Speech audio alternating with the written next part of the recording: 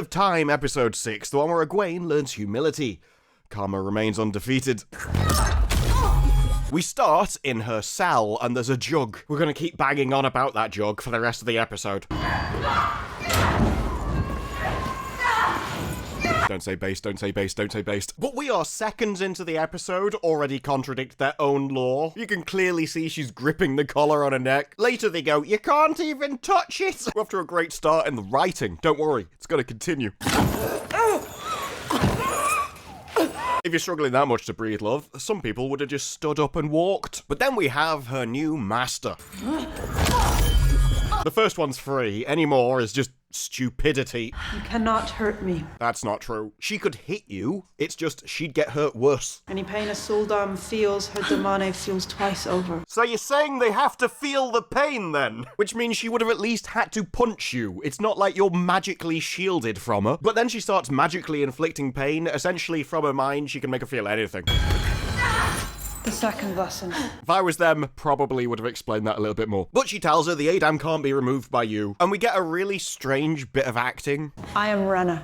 What's your name? Admittedly, it's just from how I imagine the scene, but Renna was always described as treating her Adam like a dog training. She was actually quite friendly and chatty, and this is just like, they're obsessed with trying to make the Sha'chan the villains. They don't want her to come across as likable, and that's a bit of a problem when the person that she's got a collar around is Egwene, who in this show is one of the most insufferable people ever to walk the face of the earth. I believe in cultivating a friendship between Suldam and Damane. Not sure friendship's the right word. She thought you were a dog! A friendship implies equals. Just because some of the others saw them as scum doesn't mean she saw you as a friend. You were like a favoured pet. But she asks Egwene's name, she won't tell her, and so she makes her tell her. It would be easier if you just told me.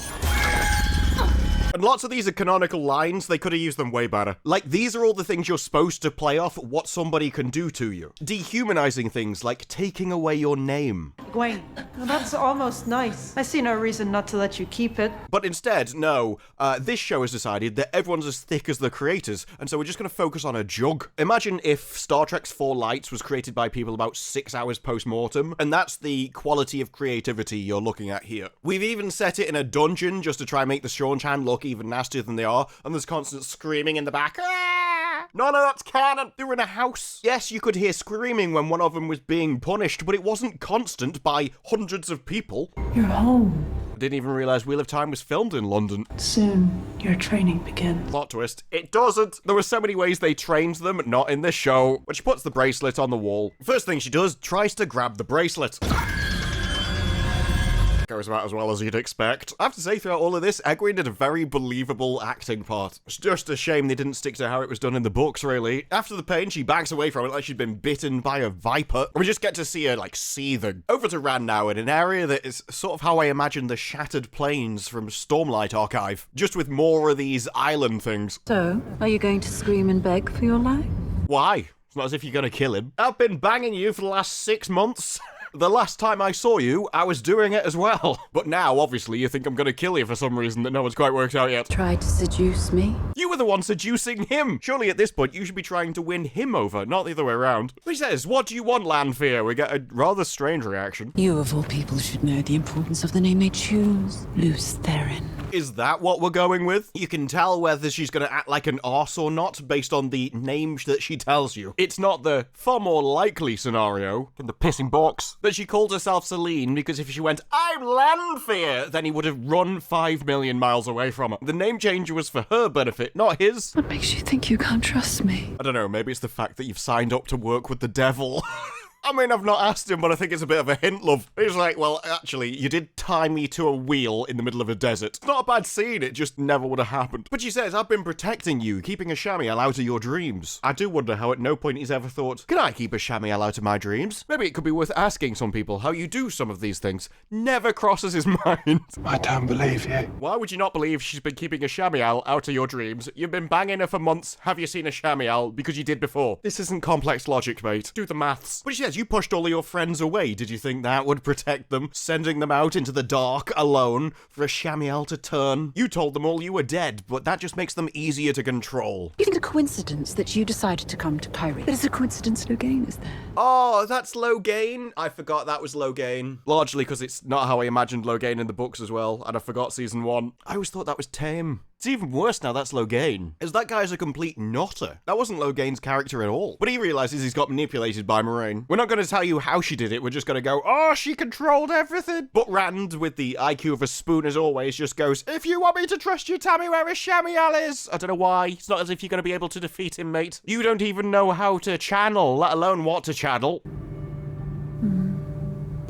Well, look at that. Like, are you gonna try and seduce me? And then she does that. It's just projection all the way down. But she actually likes that he's commanding and strong. There is a little loose in there. Because that's why she was with him in the first place. Power, status, command, confidence. Of course, we forget that later in the episode, but she has a condition for telling him what he wants to know, and that is that he dumps that dumb cow. Look, Moraine from the books wouldn't have been for it. In this show, go ahead, mate. She's done nothing but mess up everything she's ever touched the entire series. It is literally her fault that a Sha'chan is free in the first place. The Moraine in this show is awful. Has no idea what she's doing. Rand is better off without her. No, away from you. That was her condition. If she sees us together again, she'll kill you. Don't tease me, Rand. Your marketing department can't win me back just by killing Moraine. Although if it did happen, I'd wet myself laughing more than I did during Robin Hood, and that is saying something.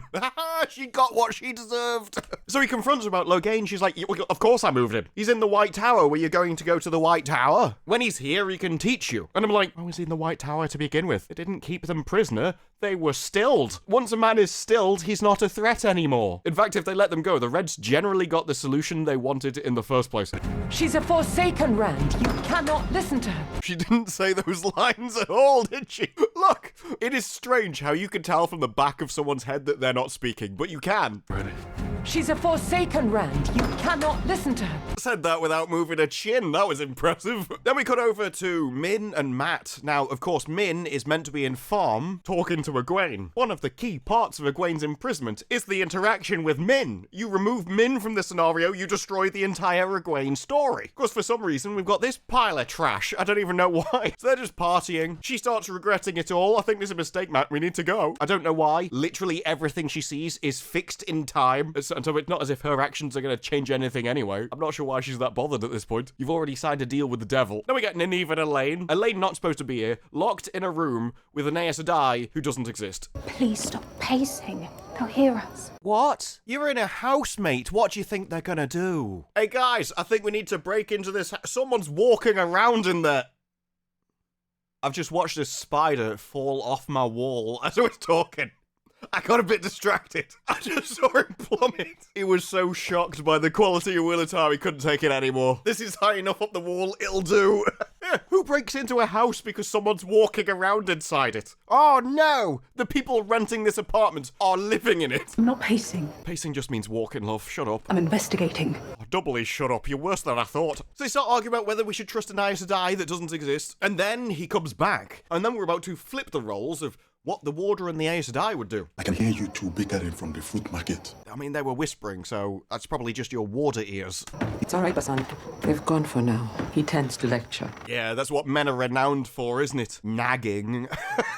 But she brings him some elderberry tea. Is like, why have you left the White Tower? Why have you run away from it? This is part of the problem of an Aes Sedai existing here in the first place. No one's supposed to know about Leandrin. She's the one who brought us here and turned us over to those Sha'chan. She broke the 3 oaths. No, there are many ways to learn someone's a dark friend. Breaking the 3 oaths doesn't have to be them. Why did you say that? Also, dark friends still obeyed the 3 oaths. They didn't want to get outed, and so they wouldn't have just given themselves away by doing it all the time. Every single one. Certainly wouldn't be that stupid.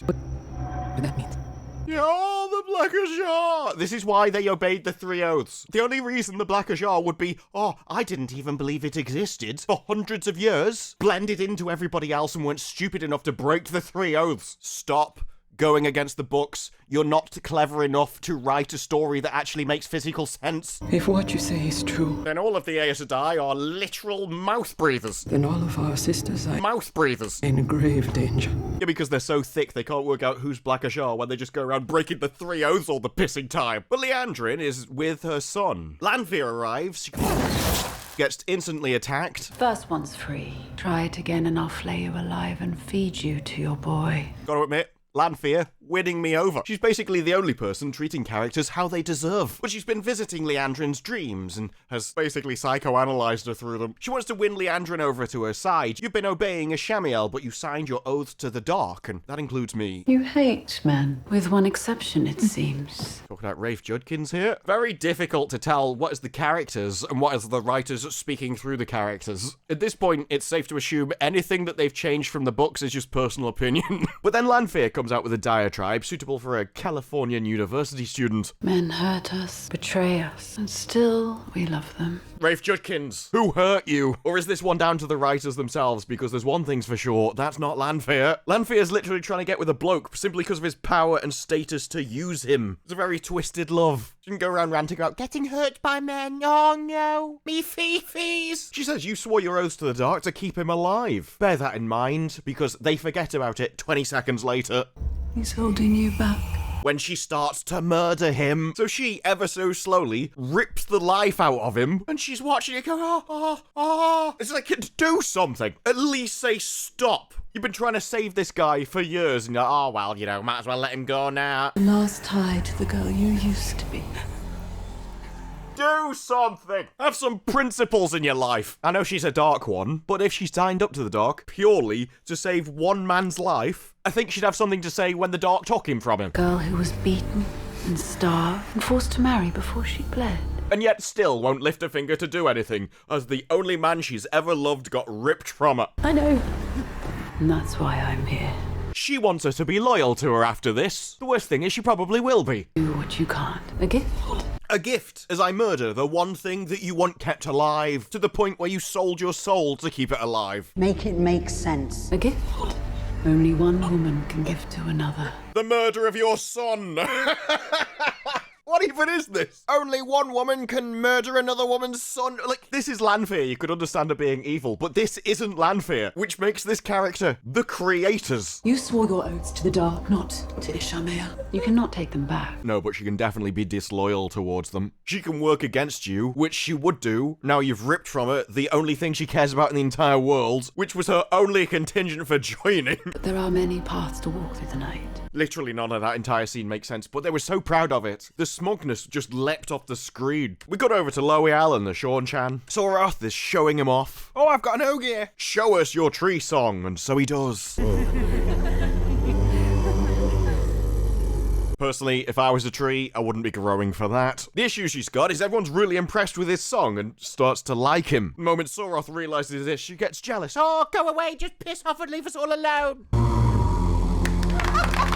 It's a gift only one woman can give another. Bitterness. They start discussing the horn, about how everyone's so arrogant. They think no one will steal the horn. That's their weakness. And we get this. But what of Egwene Althea? How'd you know about her? You're a couple of servants. You should know about the Damani. They didn't know about her in the books. Mind you, they weren't there either, so...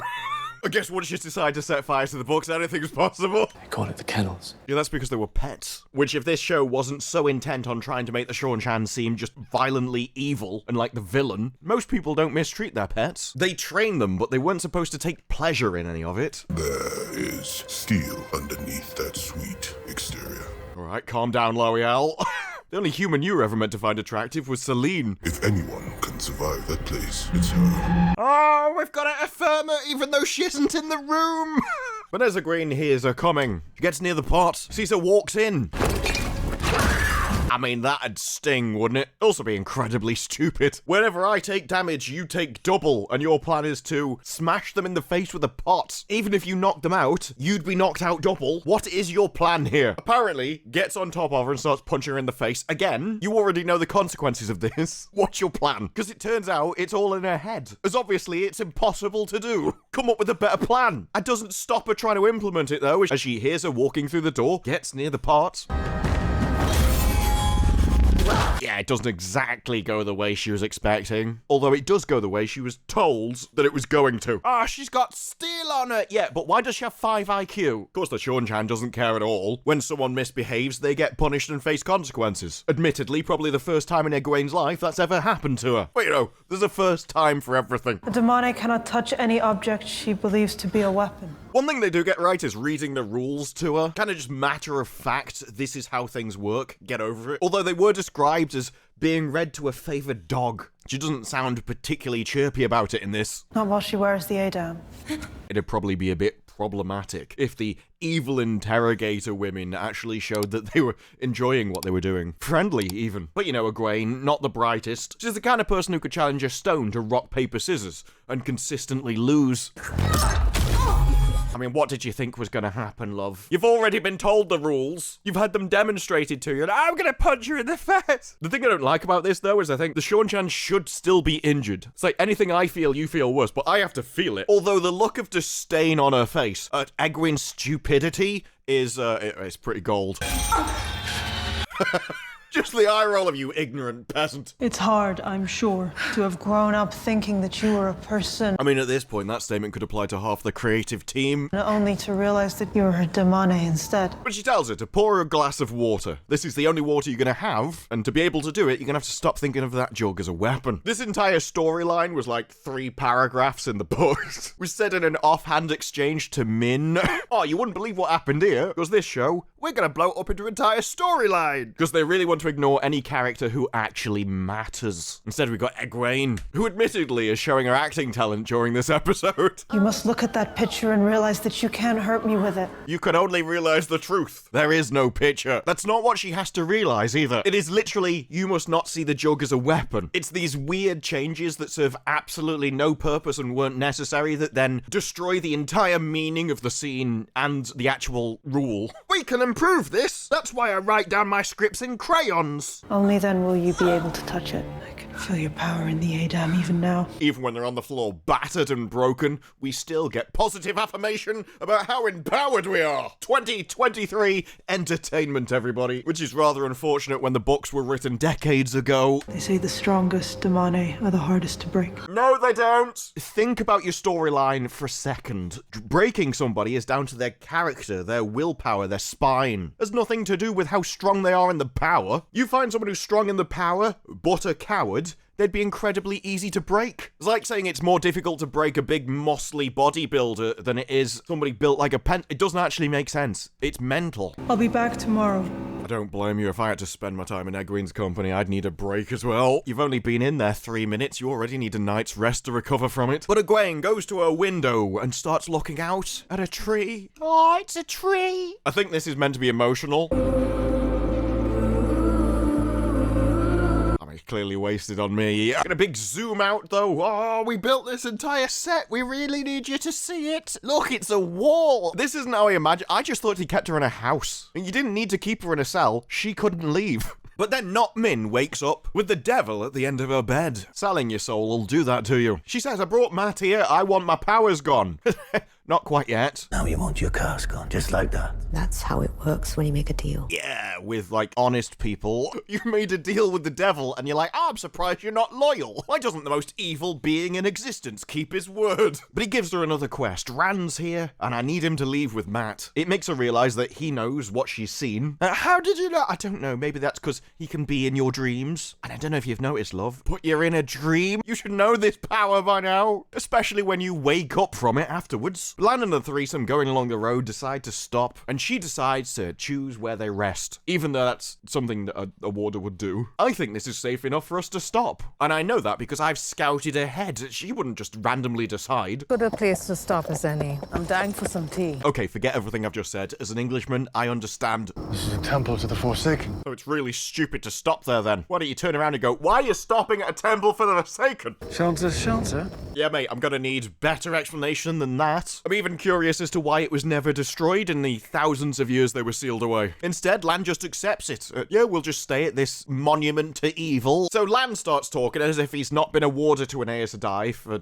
years at this point. Do you believe they had powers the Aes Sedai have lost? Yes, you know this, Lan. Why are you asking questions about it? It was literally called the Age of Legends specifically because they had powers that have since been lost. That's why it was the Age of Legends. The bridge to the White Tower was made of the one power. You couldn't recreate that now because the knowledge was lost. You've walked over the pissing bridge. Oh. Make it make sense. But of course, that's too sensible an explanation, and this is Rafe Judkin's show, so he's got to pull something out of his arse. Generals of the Dark One's army, the things they did, our Aes Sedai would never even consider. Yeah, he was saying, did they have knowledge that has been lost, mate? Not, were their morals worse? Yes, of course, the morals of the Forsaken were worse. But do the Aes Sedai have that knowledge, is what he's asking. What you're willing to do changes, depending on what we are faced with. Oh, we're giving moral ambiguity that good and evil doesn't exist in the Wheel of Time. Oh, maybe everyone's just good and it's their environment that turns them evil, not the fact that they're just pure evil. Because we wouldn't want pure evil to be held accountable for its actions, because the environment made them do it. So Lan hears them all going at it in their tent, and, understandably, decides to leave. Yeah, nobody wants to be around that, mate. It's rude to leave while your friends are sleeping.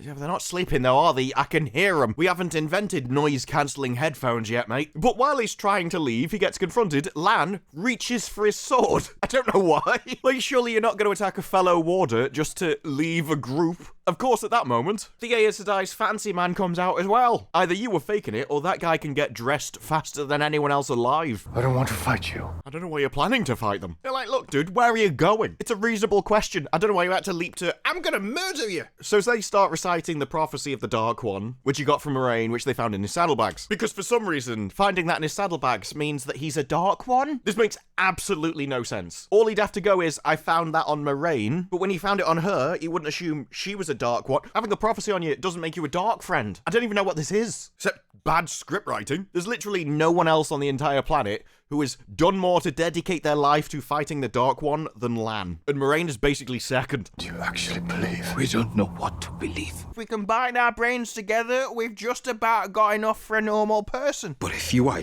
dark friends want to Lanfear you... Why would a dark friend of Lanfear go around with her prophecy when her prophecy's already been achieved and she's come back? Make it make sense. So he tries to leave again. The other guy starts to pull his sword because we're all just morons. But then he gets wrapped up in air. And so realizing he can't get out of it, he gives up the secret that he never gave up in the books.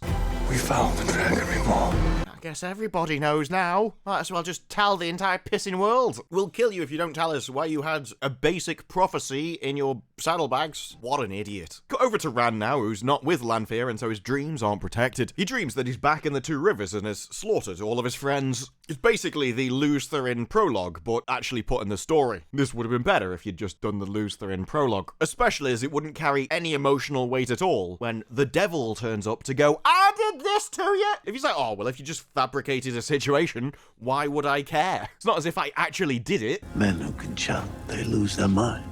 Yeah, but I haven't yet, and you're doing this for me, so at the moment, I don't have anything to worry about. At that moment, Lanfear turns up, closes a hand, and kicks him out of his mind. I told you I was protecting you from him. Yes, so I can use you in the future. Tells him about the dream worlds. You can die here. I mean, ish. Well, that's probably overly complicated to put in a series like this at the moment. You can travel the world, see how things really are, which isn't exactly true either. You can travel too, see the world as it really is, see anyone you want. Yeah, not really. Only if you imagine them, it wouldn't be reality, but in this, apparently, it is. She says, I haven't given you any reason to trust me, so here I am. You can see anyone. Anyone?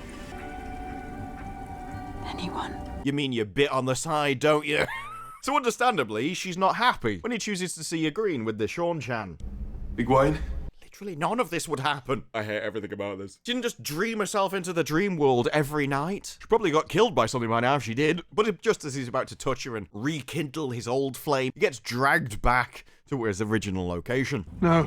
What happened to her? I don't know if you've got it yet, mate, but she's literally trying to lock you down. I'm not sure you're helping Egwene survive. Somebody's not play, please. Lanfear, Celine, Lanfear. If you ever cared about me, you tell me where she is. Please, tell me where she is. Tell me! Alright, mate, you're kind of overplaying your hand here. At this point, she owns you. You're also incredibly weak and emotional. In other words, not Rand. Tell me! And Lanfear's smiling at him when in reality she'd be repulsed by him. The reason why she wanted Luther is because he was strong and powerful, not weak and crying. Rand was literally renowned for not crying, even in situations where it would be perfectly understandable. But she carries on, spreading Ishamiel's plan. You left them alone. Ishamiel has them, just like I told you he would. I'll do anything. I'll take festering pile of cat shit for 10, please, Bob. Remember that part in the books where Rand worked with Satan's right-hand man? What an absolute farce. Cut back to Egwene, I'm like, seriously, does anyone else care? Because I don't. Oh, I'm so emotional and crying. Come on. I really hope that was sort of foam behind her, because she put some effort into that. And she hears whispering from the room next door. Do you know where we are? It's just whispering back the rules of the Damani. No, we are not Damani. Yeah, you are. This isn't California. You can't just redefine yourself out of reality. Damani just means a person that can channel who's got a collar on. That's you. When you take the collar off, then you're not a Damani. Then you'd be a Marath Damani. Definitions matter. Back now with Elaine and the Aes Sedai, who doesn't exist. She wants to get her warder to take them back to the tower so that they can tell the tower about the Black Ajar, Leandrin. You're like, don't worry, I'll get her free. Right. Because you've done such a good job so far.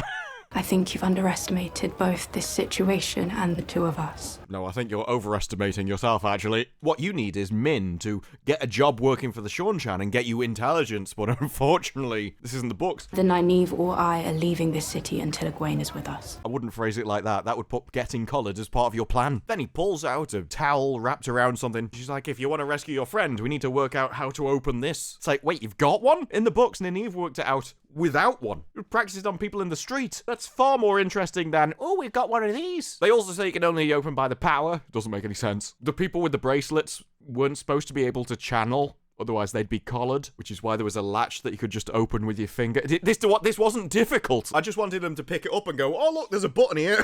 That's all you needed. Then we get Moraine, who's either lying or stupid. Again, like I say, Rafe does this to all the women characters in the show. It's weird. He's like, I've been stilled. No, you haven't. It's a seem to say every time because they keep bringing it pissing up. If she was stilled, the water bond would have been severed and Lan'd be dead. She'd also have shifted off this mortal coil by now. The only thing that makes sense is she's been shielded. This guy comes in, I just don't care about him. He's not even a character. When I was a boy, you said that I made the best sandwiches. Can you see why I don't care about him at all? Completely fabricated character, completely terrible lines. I just buttered both sides of the bread. I think that's enough for you, mate. So she storms into the room. I can't believe you just offended that useless git. Sister, I hadn't slept. Who cares? Oh no, I offended a figment of our imagination. What was so important that you couldn't come home and hold your own father's hand while he left us? I don't know. Maybe stopping the apocalypse might have been a reason, you daft bint. This is why all the whining doesn't make any sense. Everyone's crying like EastEnders. Oh no, you don't love me. I'm trying to save the world here. Can you please just shut up and piss off? There are bigger things of more importance than your own ego. Grow some balls, man up, and act like an adult. Your feelings are irrelevant. I want you out of this house and out of this city. Wouldn't have to tell me twice. I'd be glad to get away from you. I am the elder sister. I am the Damodred heir. I am Spartacus. This house is mine if I want it. I gotta be honest, I kinda like Moraine when she does this. She's like, by the way, I could just come home, take your entire life's work, and it's mine. What are you gonna do? You got none of what made him good, Moraine. Nor do you, though. That's the problem. You're whining at someone saving the world. Why should I feel sympathy for you when the one saving the world gives you justice for your previous actions? You are mother. Through and through. All right, Rafe, calm down. She goes back, sits down, has a little cry, and tells Siuan what's happened to her. Over to Siuan, whose carriage stops. She hears an oncoming rider and prepares a series of air daggers for her attacker. I know some people have a problem that there is no sort of weaving the magic in this show, but I think as far as a visual television magic system, which would also need to be cost-effective for the CGI purposes, that's a decent way to show the effects that everybody instantly recognizes. Of course, it's Lan, so... Lan?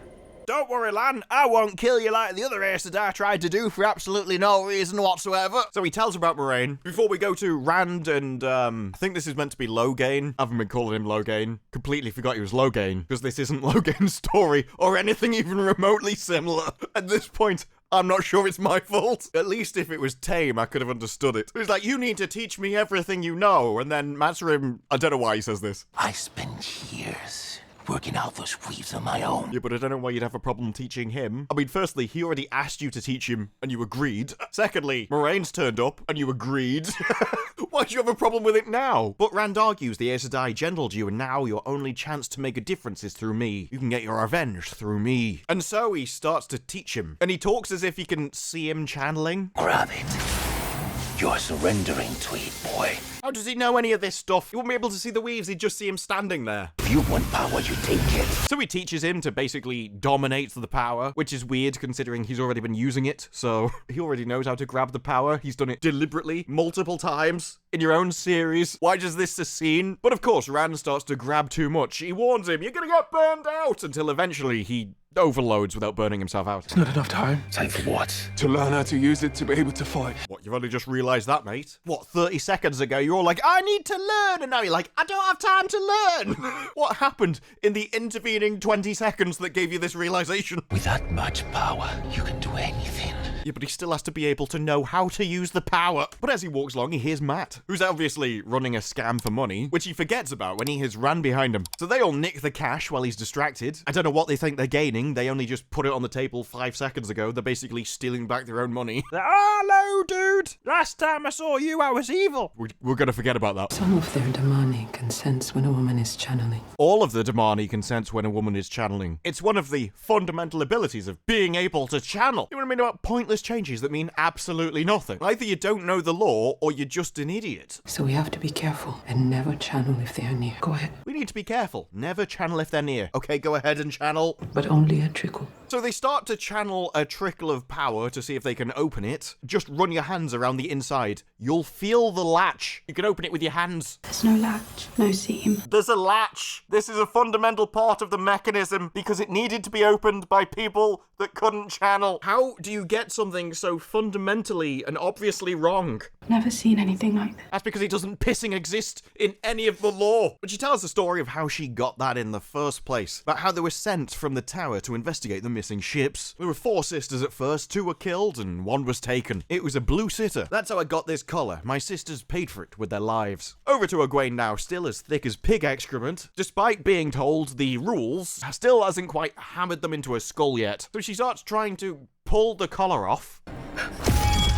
The showrunners haven't worked out why this would be a rule yet. Why would we have a problem with you gripping the collar? You can't channel the power without permission anyway. The reason why in the books you can't grab the collar, because there's a manual latch that you could just press if you could. But in this, there is no latch. So what's the problem with her grabbing it when she wouldn't be able to get it off like that in the first place? Make it make sense. This is the problem with changing the law when you've got the brains of a 5-year-old. You can't even keep track of all the other things that you've destroyed. Can't even touch it without unbelievable pain. Yeah, but why though? I wouldn't be able to remove it anyway, even if I could touch it. Unless there's a latch. There's no latch. So why can't I touch it? Can't even touch it without unbelievable pain. You know this. Why is the script pointing out how stupid she is to keep doing the things that she knows she can't do? That's my job. If you knew it was bad script writing, why didn't you change the script? Do you want to know who created the Adam? Not really, because she couldn't even be bothered to stick a latch in it. But she says it was invented by a sister of your White Tower. Why is the Sedai don't have slaves? See what we've done there? Let's bring 2023 American culture into a fantasy universe. Because that's the real problem with the collar. So she starts lying to her. Oh, the White Tower, they want to limit your power. They want to waste it on parlor tricks. I don't even know how you'd know this.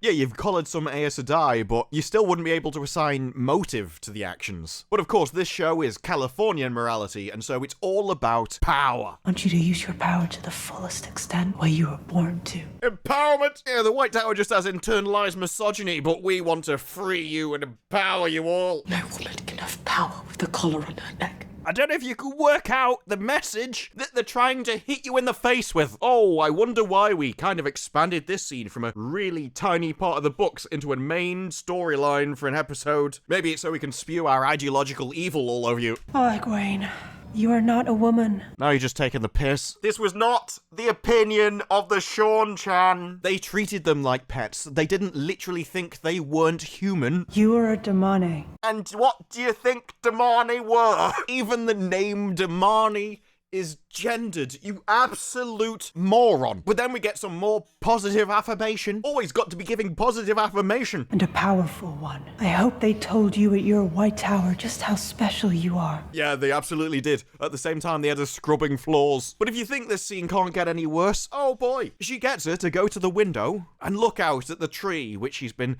staring at longingly over the nights. See, feels better when we are complete, doesn't it? No, the Damani aren't addicts. It wasn't a pleasurable experience. They didn't get broken because you actually rewarded them by letting them feel everything. Channeling is a pleasurable experience, but it's got nothing to do with your bond. And she's like, oh, look to the tree. I know it brings you comfort. Remember that line, because in about 15 seconds, they're going to forget it. I actually think this episode is written by Goldfish, as that's the second time this has happened. So she gets her to channel think of the tree getting warmer. She basically sends weave of fire into the tree. Good. Now keep going. Careful, unless you want this scene re-edited. Into the flesh of the tree. Feel the sap running through its branches. I told you need to be careful unless you want the scene re-edited. Let it grow warmer. And warmer in you. Think about how hot it is. Make it so hot it begins to steam.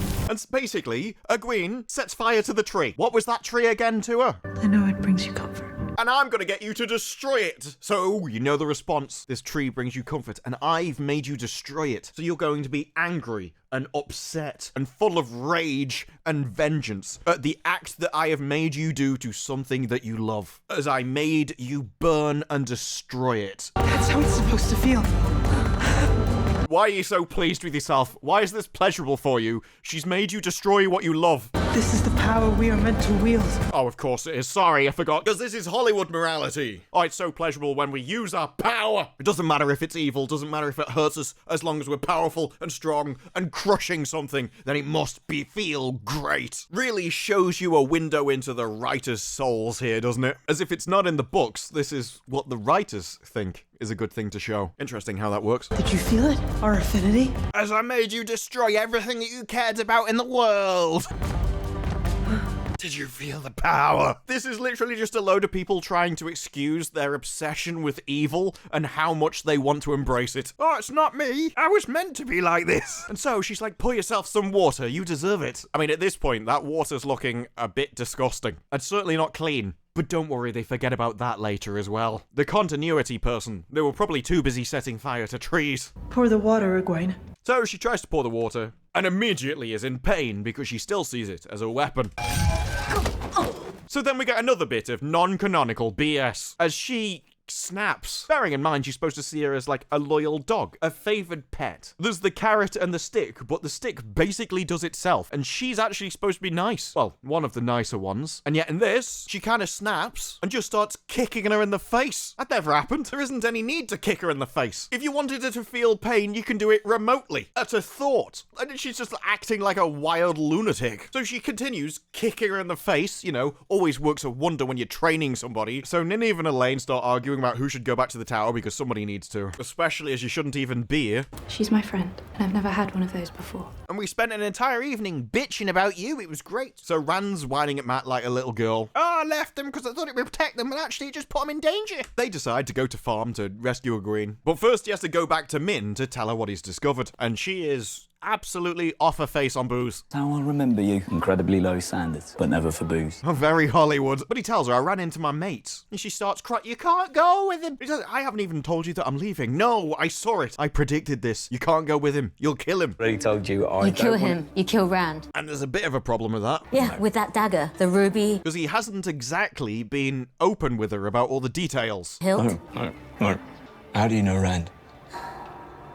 Whoops! Shouldn't have said his name, really, should I? So we realises he's been set up by her and finds out this has been going on since before they met. That she was put there deliberately. How on earth they knew that he would dig through that wall into that prison cell, I don't know. I mean, if he'd been clever and dug out the front wall, he'd never even have met her. I genuinely thought you were my friend. Yeah, but on the plus side, who'd want her as a friend? Min, I could understand it. Not whoever this is. You don't know what this is costing me. Well, it's costing you not getting rid of your visions, which are a bonus and a good good thing and a gift to help save the world. So, it's actually costing you nothing. You're the idiot trying to remove them. Back to Moraine, we'll have to see whether I care. Oh, look who it is. No, I don't care. That moment, the Merlin seat turns up and wants to speak to Moraine. Leandra and the Dark Friend is here, which is kind of surprising. After you've basically shown that many people that you're a Dark Friend and your entire identity is out there, when the entire point which you meant to remain secret, go back to the tower's a bit stupid. But Rand's waiting to leave, with Matt staring at him through a wall. He's like, oh, I would go with you, but I don't want to kill you. Which is stupid in itself. Remember, Min's visions are visions of the future, and they are fixed points in time that always come true. Always. So it doesn't even matter if he doesn't go with him. It's still going to happen. You can't prevent it. You might as well go. But as he's leaving, he runs into Lan, and Aeneas die, so he's been betrayed.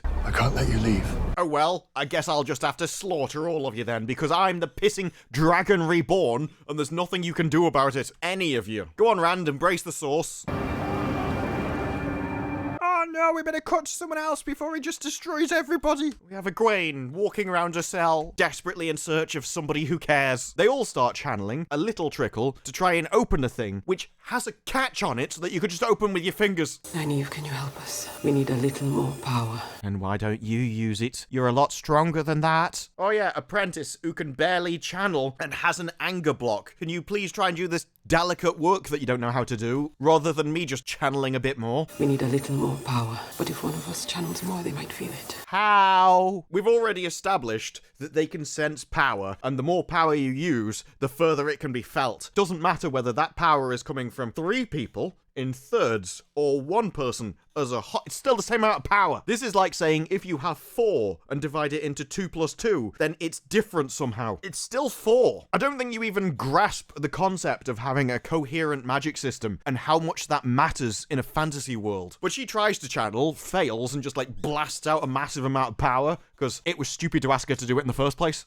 I can't control it like that. She even warned them what was going to happen. You see what I mean about Rafe making every female character in the show an idiot? Why are you writing them like this? The characters should know better. Don't think about it. You don't have to decide to help. You just help them. If that was true, what's the point of the White Tower teaching people how to channel? If you don't need to learn to channel, you can just do it whenever you want. So she blasts out too much power and the Sha'chan immediately feel it. Well, that's the biggest pile of dog crap I've ever heard in my life. It's not damaged or broken and doesn't need to be healed. This is a really poor excuse to make them put it on somebody. Why? Because in the books, they did it voluntarily as part of their plan, but they can't do it in this because making a woman do that to another woman would be problematic. So we have to come up with a reason external to the actual characters that they can do nothing about because we don't want to actually portray them as having to make bad decisions. After all, we've already likened this to slavery, so we couldn't have our favoured female characters do that. Hollywood 2023 morality in a decades-old fantasy story. It really does ruin everything it touches. But as they get caught by the Sha'chan, she's like, they're expecting a woman that can channel, and I'll give them one. Back to Egwene in the meantime, where she's like, you need to pour this water. You haven't been able to drink for days. You need this water.